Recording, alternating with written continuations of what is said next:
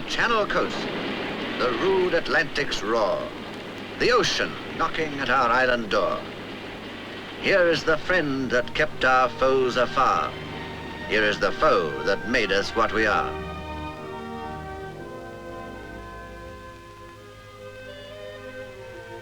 The sea, the blue, the fresh, the ever free.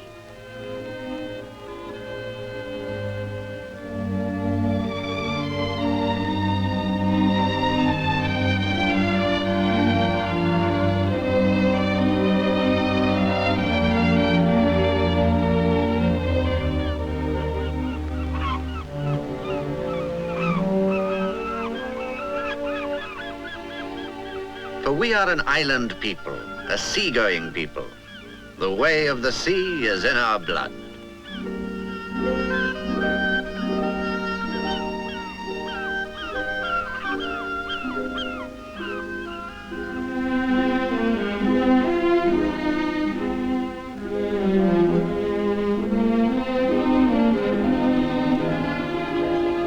The fascination of small boats, of great ships, the call of the sea around us. And still, though steam may everywhere prevail, the wise young mariner begins in sail. In happy harbours under England's lee, we learn the skill that takes our ships to sea.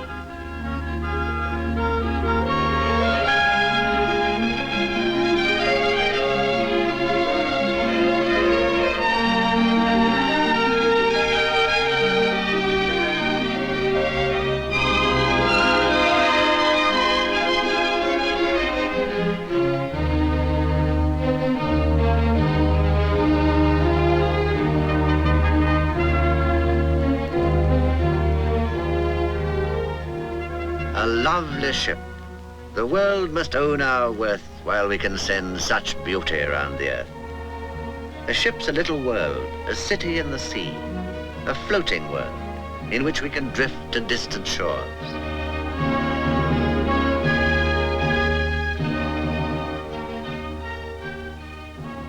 This latest of the famous fleet of the Orient Line sails on the Australian run, 29 days from Southend to Sydney, or cruises in summertime in the Mediterranean, the happy sea.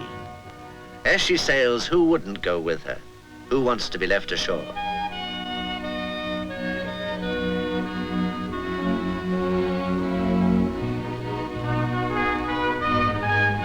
Off the Nab Tower, it's goodbye to the pilot.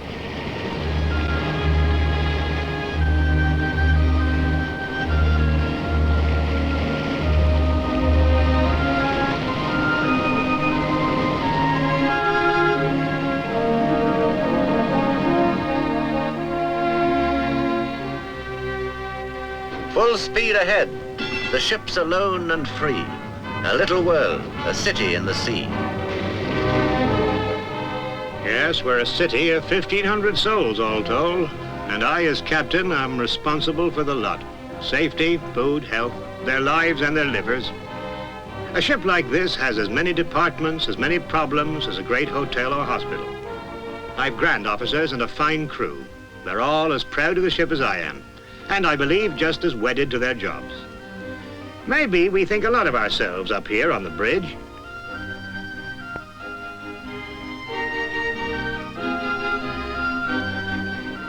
But down in the engine room, we're only the deck department. Anyone can steer the ship, they say, but who drives her along? Now the ship is somewhere in the blue Mediterranean and the crew are in their whites. But where exactly are we? The deck department are finding out. The sun's over the meridian and we fix our noon position by the meridian altitude of the sun. We also, by the way, announce the distance run in the last 24 hours, on which some of the sporting passengers have a sweepstake every day. Why so many shooting the sun? Well, 6 pairs of eyes are better than one. A touch of democracy, you see. Besides, the navigating officer may fall sick tomorrow, and every officer must keep his hand in. At noon, I always take a sight myself. Now let's go down a deck or two. Ah, this is the life. Who was it wrote, "My wife is cooking in the sun, another day and she'll be done"? He must have known his Mediterranean. Here is my excellent purser. And there's one man whose job I do not want. The purser's never seen on the bridge, but he may claim to be captain of trouble. He is, you might say, the ship's housekeeper, in charge of every tiresome thing from money to meals, tickets, passports, pay, supplies, steward's discipline, and passengers' complaints. The general rule is, when anything goes wrong, complain to the purser. And passengers have been known to consult him about their marriages. I deal with nature. The poor purser has to manage people, but he's still smiling. Here's our proud chef, for example, a master of craft who keeps us all contented. If he didn't, the purser would be the first to hear about it.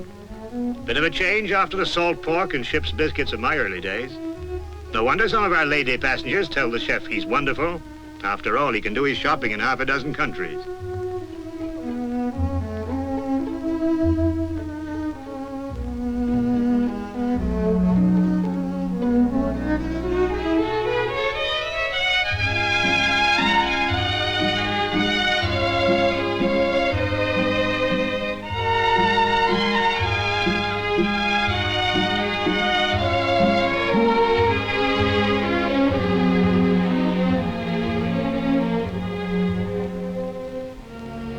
Land ho, Mallorca, unless the deck department have made a big mistake. Let go the anchor.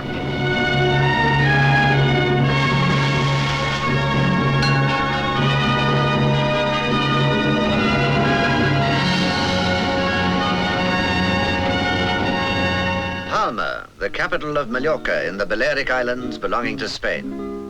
In the Mediterranean, every island, every port has a story centuries old. And here, hundreds of years before the name of Spain was heard of, came the Phoenicians, the Carthaginians, the Romans, and the Moors.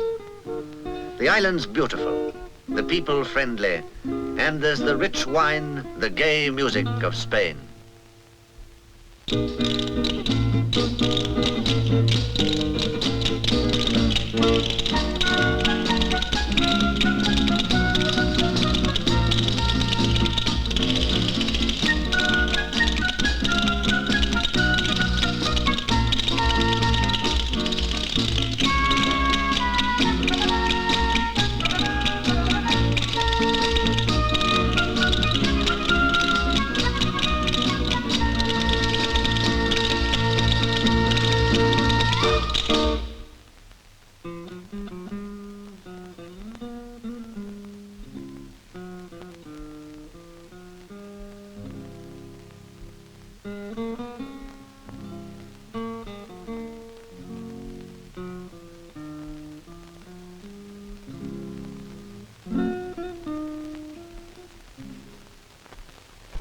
Sea smooth and all's well. Next stop, Rhodes. Another part of the hive, and here the bees are always buzzing. A birthday message to London will be there in a few hours. And here's our respected Doc, busy in the surgery. He's not overworked, I believe, but after all, there are 1,500 of us, and it's comforting to know he's there. What's he inspecting? Don't ask me. And it's my turn for inspecting, captain's rounds. I don't inspect all the ship every day, but everyone is ready in case I do. Air conditioning? At sea? In tropical waters, you appreciate cool cabins and dining rooms.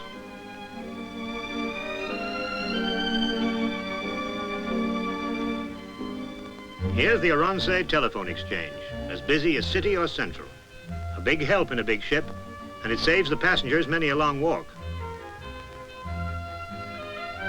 The laundry's under pressure, too. I believe they handle something like 5,000 pieces a day. We like to see our passengers looking as spick and span as the crew.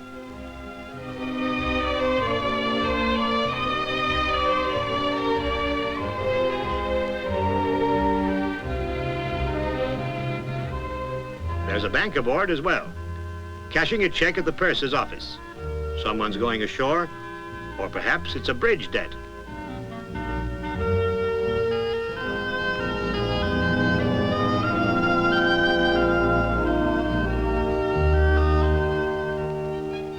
You can't stop the ladies shopping, even at sea. This is the ship's Bond Street. where you can get almost everything from books to brass trays, from sun hats to shaving cream.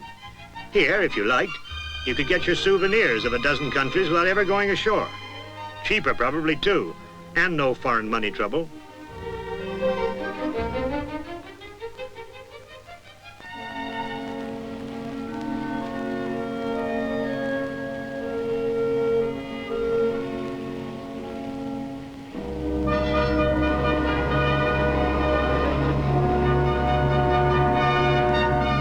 Stand by to anchor into the harbor of Rhodes.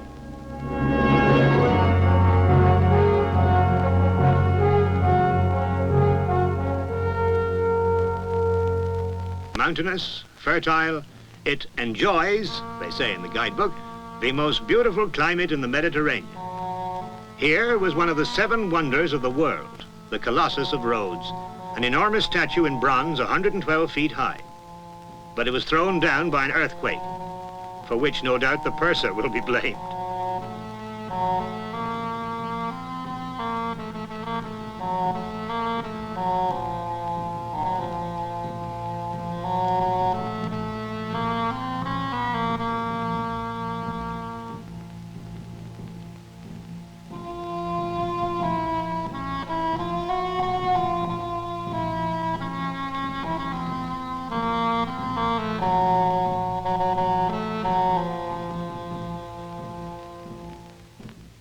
Another favorite port of call when we go cruising is Istanbul, the ancient capital of the Turkish Empire.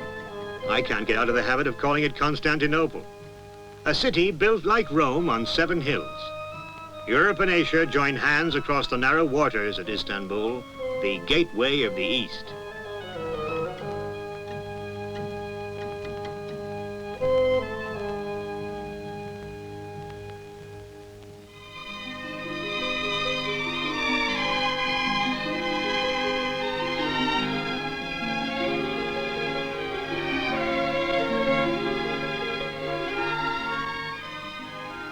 Way of a ship in the midst of the sea. Here comes our respected elder sister, Orcades. It's always a bit of an event when 2 ships of the same line meet in mid-ocean, and we like to make a little show of it. So do the crew. We all belong to the same great line. We've all been shipmates with someone over there. And the 2 fine ships are truly sisters. It's like looking at yourself in a great blue glass.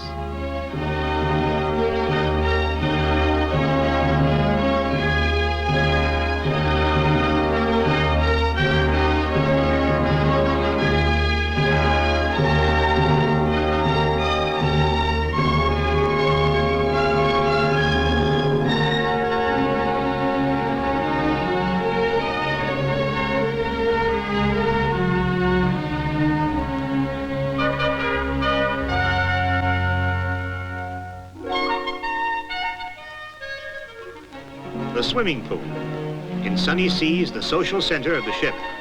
From dawn till dusk, and sometimes after dark, it is a haunt of bliss, the rendezvous of youth and beauty. The one complaint here is that the pool is often overpopulated. But for this, not even the purser can be blamed.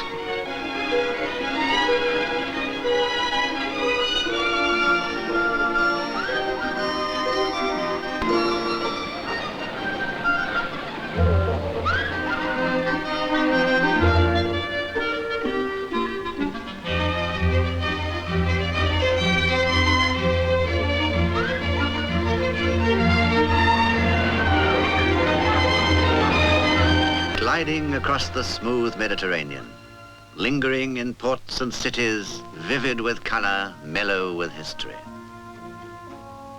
Athens with its Acropolis. The Parthenon, perfect monument of ancient art. The glory that was Greece.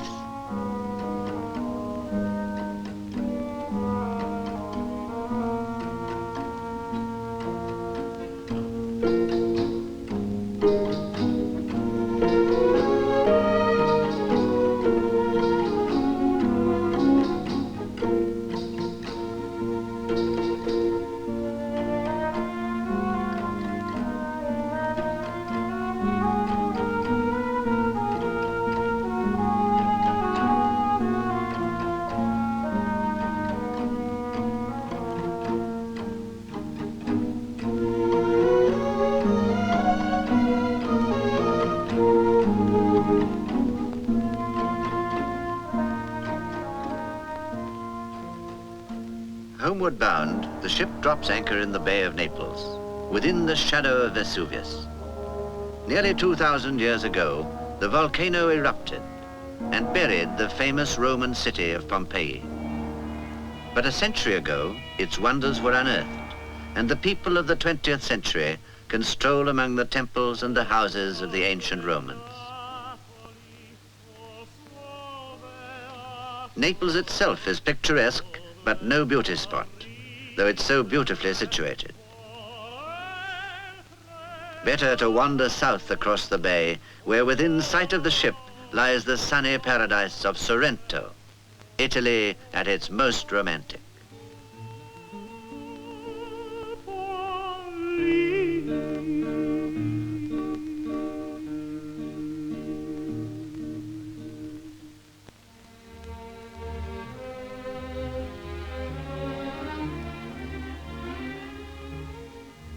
The ship scents the stable.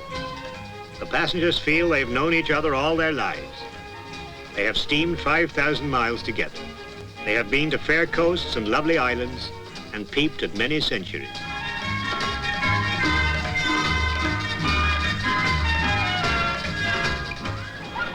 And now, there is a sound of revelry by night, and Hampstead Heath invades the Mediterranean. The last nights of warm air and blue water receive the traditional salute of fancy dress and general folly. It's high life on the ocean wave.